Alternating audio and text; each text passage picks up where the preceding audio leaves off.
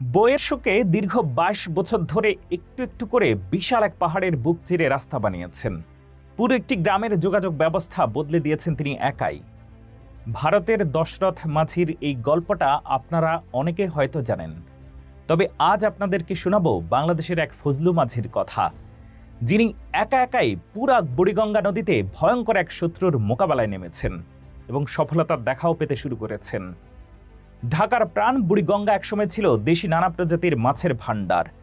রুই, কাতল, বোয়াল, আড়, শোল, টেংরা কিংবা পাবদার মতো মাছ নদীর জেলেদের জালে নিয়মিত ধরা পড়ত। সেই মাছ বিক্রি করে পরিবার চালাতেন অসংখ্য মাঝি মাল্লা। কিন্তু গত কয়েক বছরে ছবিটা পাল্টে গেছে। এখন জেলে ফজলু মাঝির মতো মানুষের জালে দেশি মাছ নয়, ধরা পড়ে কেবল সাকার ফিশ। আফ্রিকা ও দক্ষিণ আমেরিকার উৎপত্তি এই সাকার ফিশ মূলত একুরিয়ামের শোভাবর্ধক মাছ হিসেবে দেশে এসেছিল, কিন্তু অসচেতনভাবে ছেড়ে দেওয়ার কারণে এটি নদী ও খালে ছড়িয়ে পড়ে। এই মাছের গঠন খুবই ভিন্ন।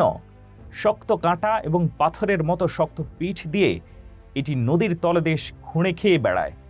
এতে ডিম ছাড়ার উপযোগী পরিবেশ নষ্ট হয়ে যায়, আর দেশি মাছ বাঁচতে পারে না। মাছ বিশেষজ্ঞদের মতে সাকার ফিশকে নদীর দস্যু বলা হয়, কারণ এটি দেশি প্রজাতিকে ধ্বংস করে টিকে থাকে। ফজলু মাঝি পেশায় একজন সাধারণ জেলে। বহু বছর ধরে তিনি বুড়িগঙ্গায় মাছ ধরে সংসার চালাচ্ছেন, কিন্তু সাকার ফিশের আধিক্যে এখন তার মতো জেলেদের জীবনযাত্রা বিপর্যস্ত। ফজলুর ভাষায়, জাল ফেললেই এখন শুধু সাকার ফিশ উঠে। আগে যেসব মাছ পেতাম সেগুলো পাওয়া যায় না। এই মাছ না ধরলে নদীতে আর কোনো দেশি মাছ টিকবে না। তাই তিনি সাকার ফিশকে শত্রু ভেবে নেমে পড়েছেন সংগ্রামে। প্রতিদিন ভোরে নৌকা নিয়ে বের হন, জাল ফেলেন আর একের পর এক সাকার ফিশ তুলে আনেন। বাজারে বিক্রি করে কিছু টাকা রোজগার করেন, আবার অনেক সময় নদী থেকেই মেরে ফেলেন। তার মতে, যত বেশি সাকার ফিশ ধ্বংস করা যাবে তত দ্রুত দেশি মাছ ফিরে আসবে। বুড়িগঙ্গার তীরবর্তী মানুষজন এখন ফজলু মাঝিকে নদীর সৈনিক বলে ডাকেন। তারা বলেন, সরকারিভাবে দমন অভিযান না হলেও ফজলু মাঝি একাই এই ভয়ঙ্কর মাছের বিরুদ্ধে লড়াই চালাচ্ছেন। তার সংগ্রাম দেখে অন্য জেলেরাও উৎসাহিত হচ্ছেন। অনেকে নিজেরাও সাকার ফিশ ধরতে শুরু করেছেন। মৎস্য গবেষকরা বলছেন, সাকার ফিশ নিয়ন্ত্রণ না করলে অচিরেই বুড়িগঙ্গায় দেশি মাছের অস্তিত্ব হারিয়ে যাবে। এই মাছ কেবল প্রজনন ক্ষেত্র ধ্বংসই করে না, বরং খাবারের প্রতিযোগিতায় দেশি মাছকে হার মানায়। ফলে রুই, কাতলা, বোয়াল কিংবা ছোট প্রজাতির ট্যাংরা পাবদার সংখ্যা আশঙ্কাজনকভাবে কমে গেছে। তাদের মতে সাকার ফিশ শুধু বুড়িগঙ্গা নয়, দেশের আরও অনেক নদী খালে ছড়িয়ে পড়েছে। এটি দ্রুত দমন না করলে পরিবেশ এবং জেলেদের জীবিকা মারাত্মকভাবে সংকটে পড়বে। জেলা মৎস্য কর্মকর্তারা স্বীকার করেন, সাকার ফিশ দমন করা একটি বড় চ্যালেঞ্জ, কারণ এটি খুব শক্ত চামড়ার মাছ। সাধারণ শিকারী প্রাণীও একে খায় না, ফলে প্রকৃতির নিয়মে এটি কমে যাওয়ার সম্ভাবনা নেই।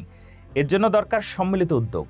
একদিকে জেলেদের উৎসাহিত করা, অন্যদিকে বিকল্প ব্যবস্থা খুঁজে বের করা। এমন সব প্রতিকূলতার মাঝেও ফজলু মাঝির ভরসা অটুট। তিনি বিশ্বাস করেন, একদিন বুড়িগঙ্গা আবার দেশি মাছের ভাণ্ডার হবে। তার ভাষায়, আমরা যদি সবাই মিলে সাকার ফিশ ধরি তাহলে নদীটা আবার বাঁচবে। আমার ছেলেমেয়েরা হয়তো আবার রুই, কাতলা দেখে বড় হবে। একজন সাধারণ জেলে হয়তো নদীর সব সংকট মেটাতে পারবেন না, কিন্তু ফজলু মাঝির সংগ্রাম অন্যদের জন্য দৃষ্টান্ত।